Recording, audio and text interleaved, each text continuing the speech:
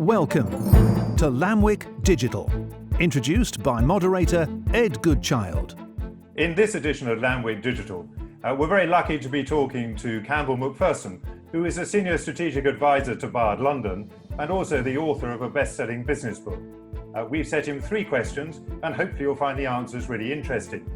The first one is, given he's written a book and we're now in a pandemic lockdown, is what he rather wishes he'd added to that book when he wrote it a couple of years ago. The second question we've asked him is all about business confidence and about how to drive new business when we're all in this rather ungainly new world. And the third one that we've asked him is to summarise how we can move from survival, we've had flight, from survival into meaningful future strategy.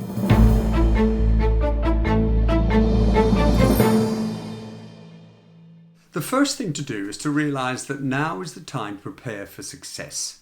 This pandemic has given us time to think and time to plan. We must use it wisely. And the second thing is to take stock about what you've learnt during this survival phase. What I've learnt about business is firstly that working from home works. I've learnt and been reminded that every business is a people business. Great leaders care and great businesses are people businesses. I've also learnt that every business is a digital business. What does digital mean for your organisation? Answer that question, because we now know that every business is actually part digital. I've also learnt every business is a SaaS business, a software as a service business. What recurring revenue streams can you create? What services could you provide your customers that they would pay you for every single month? And the last thing I've learnt is that sustainability is not just a buzzword to showcase your environmental credentials. It is the cornerstone of every business. That's financial sustainability. Obviously, we need that. And this pandemic has hammered home the importance of that. It's social sustainability. Those organisations that looked after their people and did the right thing by society will be remembered. Environmental sustainability is important. 4 million people die every year just from air pollution. And this lockdown has actually saved hundreds of thousands of lives. How ironic is that? So environmental sustainability will become even more important. And the fourth thing is strategic sustainability. Your organisation needs to be crystal clear about why it exists. Crystal clear about who it exists to serve. What makes you special and what is the genuine value you can add to your customers? None of those 4 questions are new. It's just that this pandemic has hammered home their importance. Confidence. It is the crucial trait in any leader. But not the old-fashioned confidence, which was really a belief that in your ability to make the right decision every single time. That's just hubris. It was always nonsense, and it would just be setting people up and organisations up for failure. No, we need a different and far stronger type of confidence today. We need leaders with the confidence to listen. We need business leaders and political leaders with the confidence to meaningfully engage with their people, and that's two-way.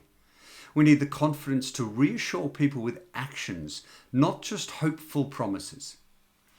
We need confidence to be wrong, and just as importantly, admit when we are wrong. And then to change decisions as the facts change without any embarrassment whatsoever. We need the confidence not to look for scapegoats when things go wrong. We need the confidence to accept the blame when things do go wrong, but also to share the plaudits when things go well. Jacinda Ardern, the Prime Minister of New Zealand, in my book, The World's Most Impressive National Leader at this point in time, once said that humility is strength. And I thought that was fabulous. I'm not even a Kiwi. And then she showed the world what that actually meant during those terrorist attacks, the white supremacist terrorist attacks in Christchurch, those couple of years ago. So that's the sort of confidence we need, and that's the confidence you can have in making a plan.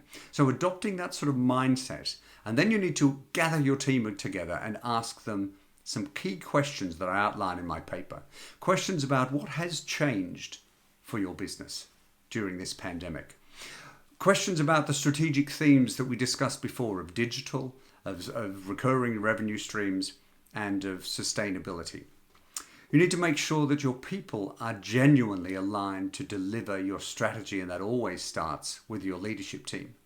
You need to make sure your leadership team is a genuine team and not just a collection of individuals. They need to be working together with shared objectives and with behaviour that is based on mutual trust and respect.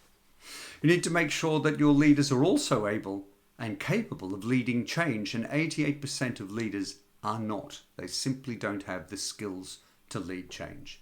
And lastly, you need an organisation that is designed to deliver your strategy, and a culture of people that are ready, willing and able to embrace change.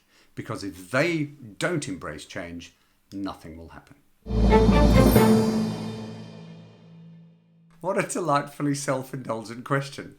We are planning to re-release the Change Catalyst, this time in paperback form, and an updated version either next year or 2022, depending on publishing schedules. So it's a great question. What am I going to change? Well, the what does a good strategy look like section will certainly be enhanced with many of the questions that we've covered today.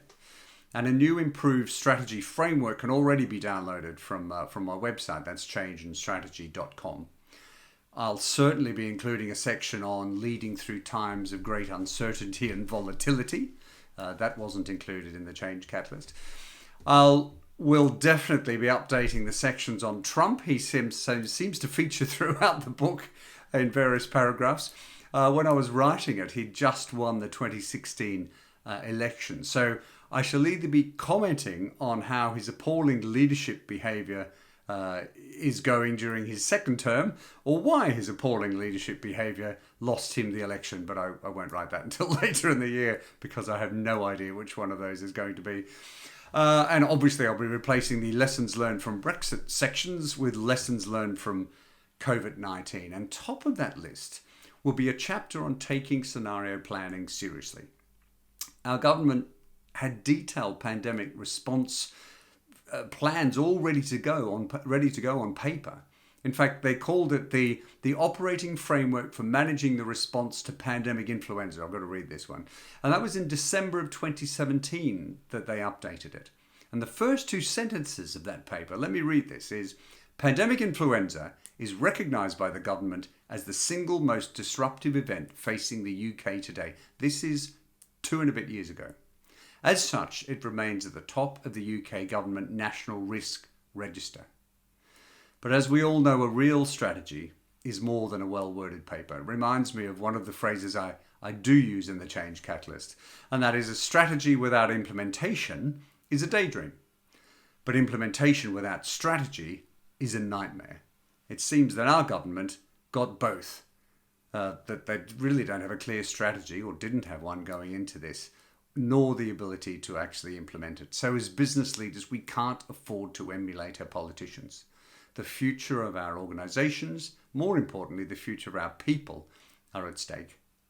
Thank you so much for listening today. Please enjoy the paper and do not hesitate to get in touch. Thank you very much indeed, Campbell Macpherson, for sharing your insights and expertise with our Lamwyk community, which is really appreciated by us all.